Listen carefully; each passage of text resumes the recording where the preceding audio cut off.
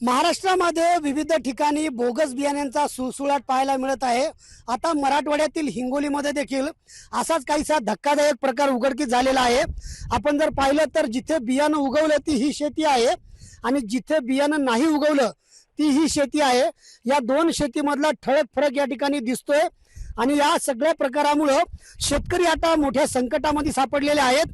Bogus बियाण्यांची तक्रार केल्यानंतर कृषी विभागाचं एक विशेष पथक शेतकऱ्याच्या शेतामध्ये दाखल झालेलं आहे आणि हे सगळे लोक आता तपासणी करत आहेत। माझ्यासोबत शेतकरी आहेत, आपण त्यांना विचारूया किती बॅगा खरेदी केल्या होत्या? 2 बॅगा खरेदी केल्या होत्या साहेब। बन्सल सीडची हे बॅगा होती आणि ती बॅग आतापर्यंत निघली नाही। 26 तारखेला पेरणी केली होती। आज येत्या 10 ते 12 दिवस कंप्लीट झालेले आहेत त्याला, पण तरी पण आमची उगवण क्षमता 70% पैकी 9-10% निघलीत। पण ते 9-10%वर आम्हाला काय ते चांगलं वाटत नाही, ठेवून योग्य वाटत नाहीये, म्हणून आम्ही तक्रार केली होती। तर आता साहेब लोक आलेत, ते बघून योग्य ते निर्णय देतील। आता हा शेतकरी जर पाहिला आपण तर काळ्या मातीमध्ये या शेतकऱ्यानं हे बी पेरलेलं होतं। किती दिवसानंतर तुम्हाला हा सगळा प्रकार लक्षात आला? येत्या 5-6 दिवसामध्ये लक्षात आला आम्हाला। हो, याची तक्रार कुठे केली होती? जिल्हाधिकारी कार्यालय हिंगोलीला। परिसरात किती शेतकरी आहेत? तरी 10-12 शेतकरी आहेत। हो, आपल्यासोबत गुण नियंत्रण अधिकारी आहेत। सर, हा शेतकरी जो म्हणतोय त्याच्यात तथ्य आहे का आणि पुढे कारवाई काय करणार? त्यांचं उगवलेलं नाही हे प्रत्यक्ष स्थितीत आढळून आलेलं आहे। त्यामुळे आम्ही ज्या दुकानदाराकडून किंवा विक्रेत्याकडून त्यांनी ते सोयाबीनचं बियाणे खरेदी केलेलं आहे त्या दुकानात भेट दिली आम्ही काल।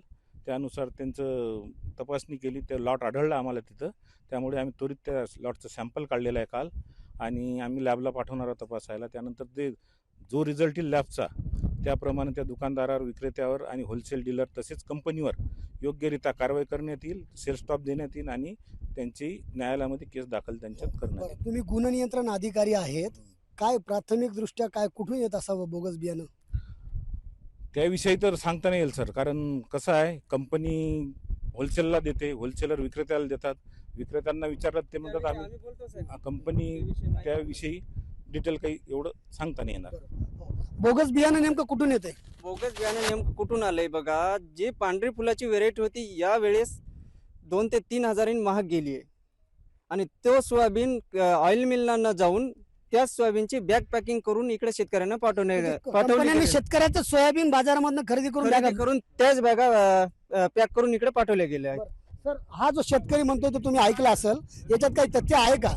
म्हणजे बाजारातनं खरेदी सोयाबीन करायचं, त्याच्या बॅगा भरायच्या आणि त्याच शेतकऱ्यांना महागड्या किमतीमध्ये विकायच्या? नाही, ते तर त्याविषयी तर काही आम्हाला कल्पना नाही सर। त्यांनी ते त्यांचं वैयक्तिक मत मांडलं, परंतु नेमकं बियाणं आता आम्ही जे तपासतो त्या बियाण्यातून बॅगमधून सॅम्पल घेतो, त्यात कंपनीचं लेबल असते, लॉट नंबर असते, कंपनी, विक्रेते, होलसेलर त्या रिस्पॉन्सिबल असतात त्याच्यात। बरं, किती वेळात हा किती दिवसात अहवाल सादर होणार आहे? हा 2 दिवसात अहवाल वरिष्ठ कार्यालयात सादर करू आम्ही। त्यानंतर त्यांची सुनवाई होईल तिथं आणि जे सॅम्पल काढलेलं आहे आम्ही त्या सॅम्पलनुसार, तर सॅम्पल फेल आलं तर कंपनीवर, दुकानदार, विक्रेत्यावर योग्य ती कारवाई आम्ही न्यायालयीन कारवाई करूच। आपण जर पाहिलं तर हा सगळा धक्कादायक प्रकार आहे। शेतकऱ्यांनी शेतामध्ये बियाणं या ठिकाणी पेरलं, मात्र ते बियाणंच उगवलेलं नाहीये आणि शेतकरी आता हे सगळं ऑनलाईन तक्रार दाखल करत आहे। तक्रारी दाखल केल्यानंतर कृषी विभागाचं पथक आलेलं आहे। मात्र आता राज्याचे कृषी मंत्री दत्तात्रय भरणे विधिमंडळामध्ये शेतकऱ्यांना वेळोवेळी मदत मिळावी यासाठी बोलत आहेत, शेतकऱ्यांना दर्जेदार बियाणे मिळावे यासाठी बोलत आहेत। मात्र वारंवार महाराष्ट्रामध्ये असे प्रकार घडत असल्यामुळं शेतकऱ्यांच्या या बोगस बियाण्याच्या संदर्भामध्ये कडक कायदा आणि कार्यवाही होणार का हे पाहावं लागणार आहे। संदीप नागरे, साम टीव्ही न्यूज, हिंगोली।